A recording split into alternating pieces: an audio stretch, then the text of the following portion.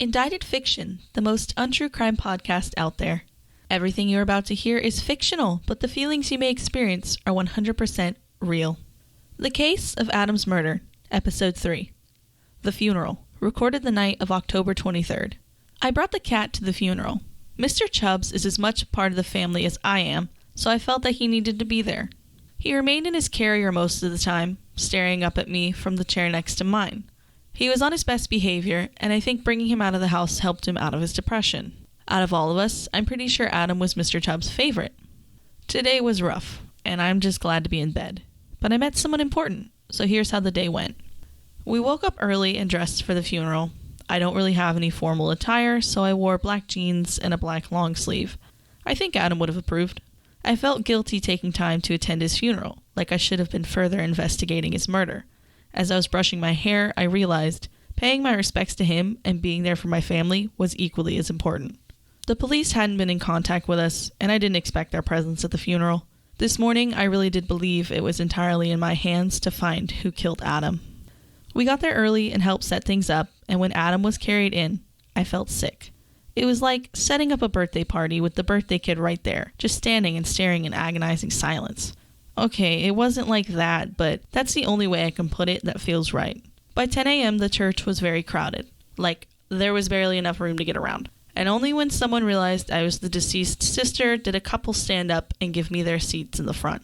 I didn't recognize half of the people and wondered how many Adam truly knew. Some I recognized from the NA meetings I had attended with him. He had never asked me to come with, but before meetings he would come in my room, sit on the edge of my bed, and sigh. I had heard from a friend of Adam's that dealers would go to meetings and try to get clients, so I always felt big and bad going with him, like I was his personal bodyguard.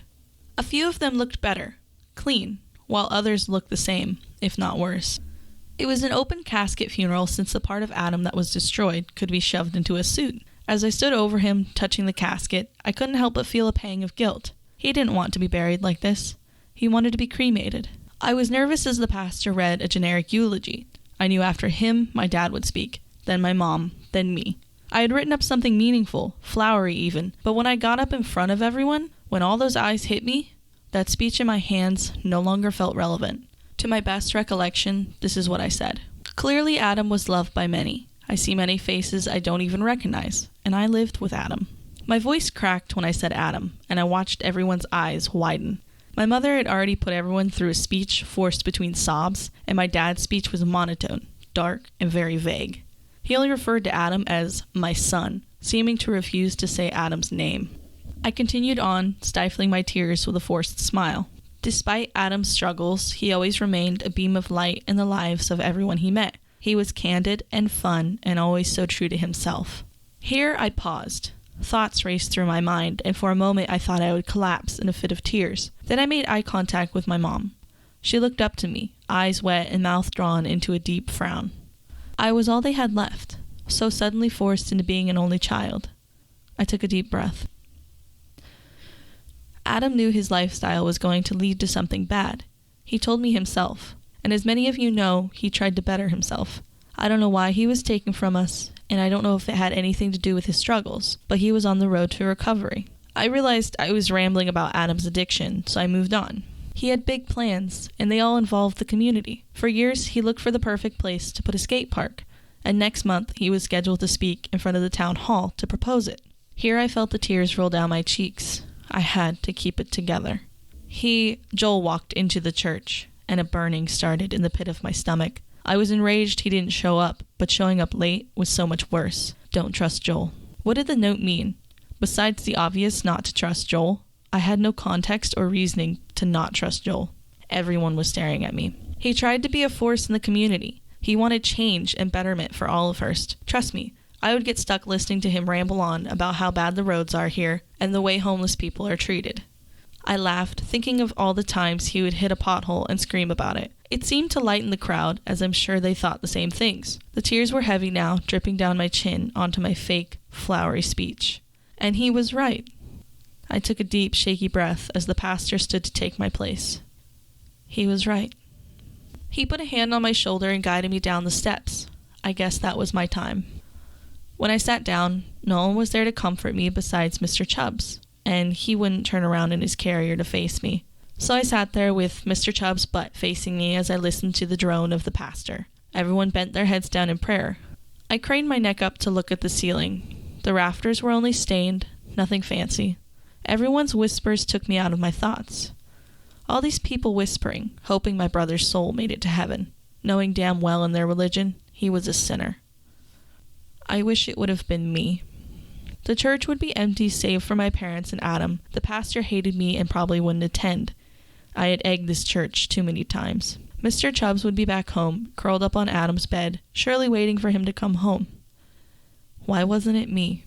I'm awkward and antisocial. Adam knew everyone in town. I looked around myself, so taken aback by all the people present. All the people that cared. Was I jealous? Yeah, I was. Aunt Marie caught me looking around and gave me a nasty glare over her folded hands. As everyone finished up their prayers with, Amen, I stared at the white casket at the front of the room. I saw myself lying in it, folded hands and makeup so carefully done. I saw Adam crying over my body, my parents, 2 stony figures in the background, the rest of the church empty. I wish I had gotten to know him better. Would he even cry at my funeral? Surely he would. I was with him all the time, but was I really with him? He confided nothing to me. He dragged me along with him, yet I was never really included, just a side character off in the background of his life. He was Adam, I was Abigail. Together, we're brother and sister, as that card in his closet said. I didn't miss him the times he was out of the house. I didn't crave his affection. I only dealt with it and came along when I felt like he would get mad if I refused. Damn bastard had to leave. He had to leave me behind with all these fucked up feelings. Oh, and now the cat's gone. My parents and I said one final goodbye before we moved outside to the cemetery. My parents insisted on him being buried in the church's graveyard, despite Adam being about as Christian as a Buddhist. It was so hard seeing the casket closed. I stood there, cat carrier in hand, when I thought about never seeing Adam's face again. Not in person, at least. Looking around, everyone had someone to cry with. My parents held each other, sobbing softly. My aunts held their husbands, and my cousins held their siblings. So I unzipped the cat carrier as they lowered my brother into the ground. I wanted to hold something, even if it was our rancid black cat that hated me from the day we got him. My hand reached in, but Mr. Chubbs dodged it, at first. I scooped him out and went to hold him to my chest when he squealed and lashed out. His claw got me right under the eye, which stung like a bitch. I held onto him tightly, but he squirmed from my grasp, falling into my brother's grave. Adam's coffin was just a foot before the surface of his grave by the time Mr. Chubbs fell in. Somehow he slipped through the lowering mechanism, sliding into that foot-tall cavity between the dirt and Adam's coffin. I yelled, all eyes on me, but the device was stuck. The cemetery worker tried to reel back the lever to get the coffin to stop, but it was too late. Mr. Chubbs mewled as the coffin crushed him, and there I stood, dumbfounded, as the entertainment for the funeral. My father was the first to yell, questioning why I had brought the cat out in the first place. I saw his sister snicker, and I could have sworn I heard, well, someone's gotta be the family fuck-up now. I hate this place. I hate this family. I hate this world. Those closest to you always know where to stab you, and I'm sick of it. I'm sick of it all. I apologize. I put my brother in the ground today, and this audio diary isn't for me to spew my feelings into. It's to keep track of what I know about Adam's death. And I learned something new today. The drive to the banquet hall was quiet, save for a few sniffles here and there. Mr. Chubb's empty carrier stared at me the whole ride, and when we arrived at the hall, I saw it was mainly family. Most of the people from NA had left, much to my discontent. Now I only had the beady eyes of my family to look forward to. The food was terrible. I picked at it sitting alone at a table in the corner of the hall. If Adam had been there, I think he would have silently taken my hand and snuck me out to pizza or something that didn't taste like warm food from the garbage disposal. When I looked up to see kids playing Pin the Tail on the Donkey under the close watch of my Aunt Betty, I almost lost it. Yes, I've heard of Celebration of Life, but Pin the Tail on the Donkey after a funeral? Shit, during the wake? God, Adam's wake was at a banquet hall next to an old folks' home. Anyway, I felt sick. I felt sick that there were kids laughing during Adam's wake. I felt sick that the rest of my family hates me, and I felt sick that I killed Adam's cat. With his coffin. Most of all, I felt sick that we had laid Adam in the ground. I wanted to run back to the cemetery, dig him up, even if it was with my bare hands, and throw open the coffin lid. I would hold him, hug him like I never did when he was alive. I imagined he would be cold, He'd be heavy and limp, and it would take so much effort for me to pick him up into a sitting position so that I could look into his dead, dark eyes, so that I could see just how empty his body was. He would stink of embalming fluid and blood. I could smell it all above the casket. Maybe his shirt would lift up in my throes of sorrow, and a chewed-up intestine would plop out.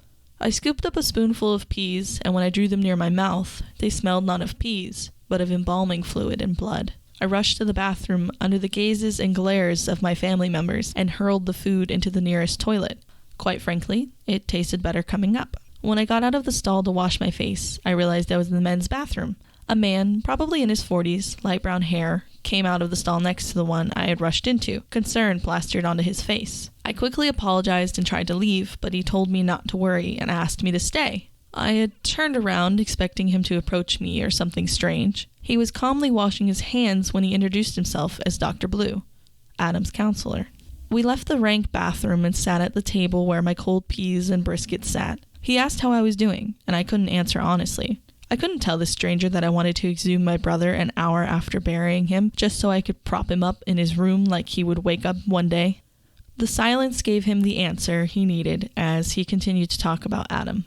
I knew Adam was seeing many doctors, but I had never met any of them. This man seemed nice enough, considering he got paid to be nice to people. I wanted to ask things about Adam, but wasn't sure if I was allowed to. Without any prompting from me, Dr. Blue suddenly opened up about Adam. He was going through a severe depressive episode before he went missing and had asked for an emergency appointment with Dr. Blue the week before he was announced missing. In that appointment, Adam dumped things on him even Dr. Blue didn't know about. For one, Adam didn't want to get clean.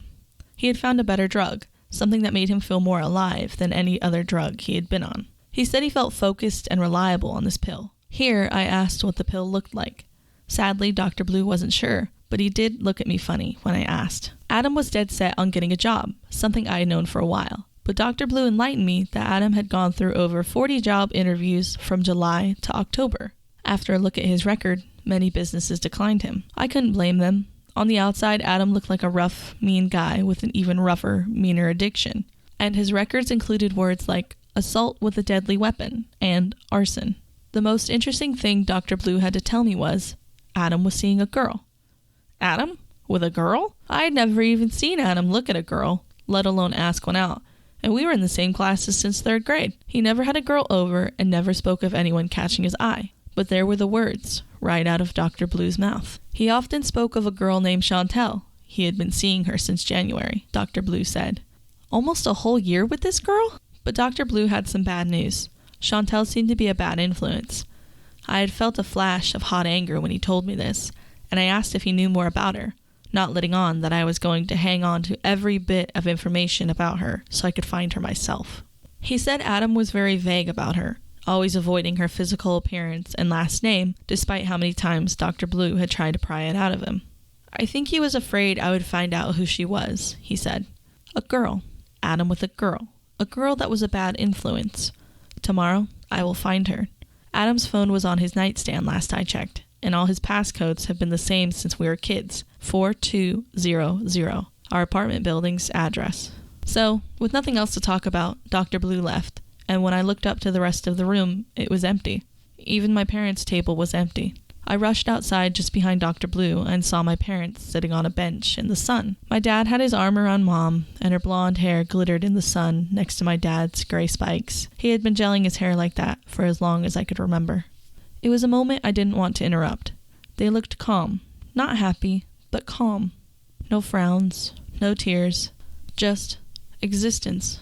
My dad saw me and waved me over. They said they were going to take me out to dinner since the food was so terrible. My empty stomach was pleased, but as I got into the back seat of our van, I was sad.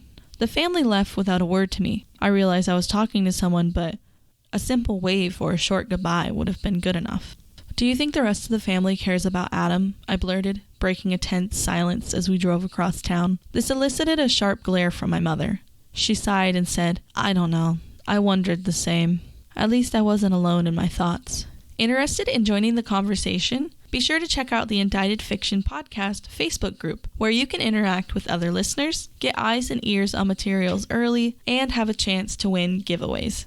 Luigi's neon sign lit up the woeful afternoon I was having, and my stomach growled. Last time we had been there, Adam ordered 3 martinis and got us kicked out by yelling, "D's nuts," repeatedly. My parents had been laughing as they kicked us out, but I was sorely upset that I couldn't finish the divine fettuccine alfredo I had ordered. My lactose-intolerant gut was in for a treat. We sat in a big booth in the corner of the restaurant, where I could see the place in its time capsule-esque beauty. The burgundy carpet emitted cigarette smoke dating back to the 1980s, and the stained glass windows embodied everything I thought a church from the 70s would look like. It was one of my favorite places. Luigi's has all the good food.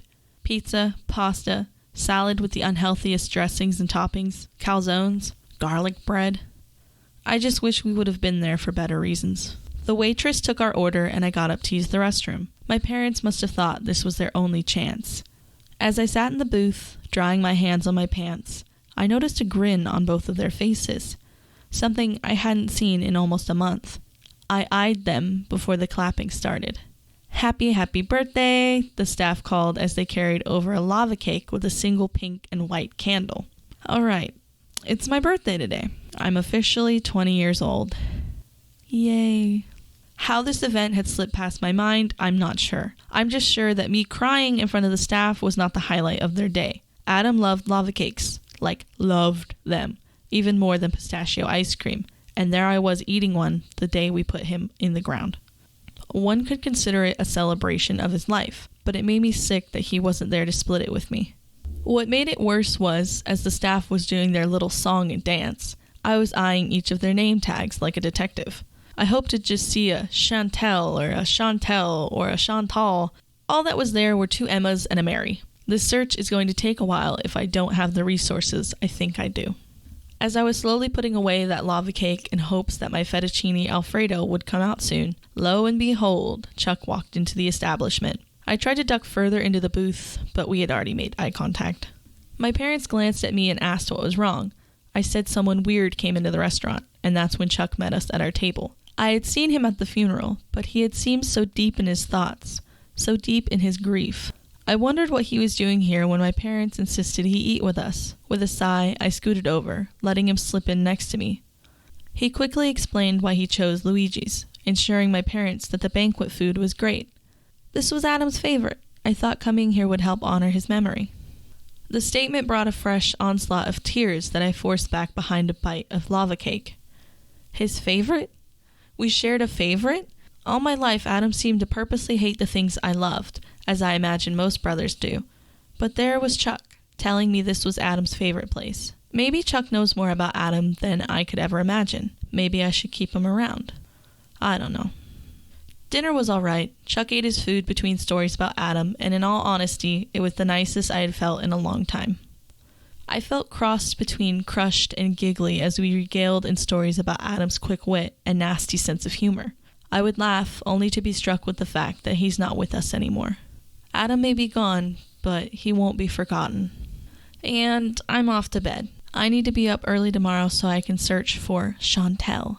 I couldn't bring myself to ask Chuck about her in front of my parents. But if Adam's phone brings me no luck, I may have to venture over to Chuck's if Joel isn't there. I just hope everything I'm doing has a purpose. If not only to grieve, I hope to really find who killed him and bring that murderer to justice. Lord knows I won't stop until I do. Thanks for listening. Be sure to tune in next Friday for Adam's Murder, Episode 4, Discovery. If you'd like to read the transcribed audio diary of Abigail Drummer, go to my website, authoralianapoe.com/blog. Each episode is posted on my blog under Indicted Fiction.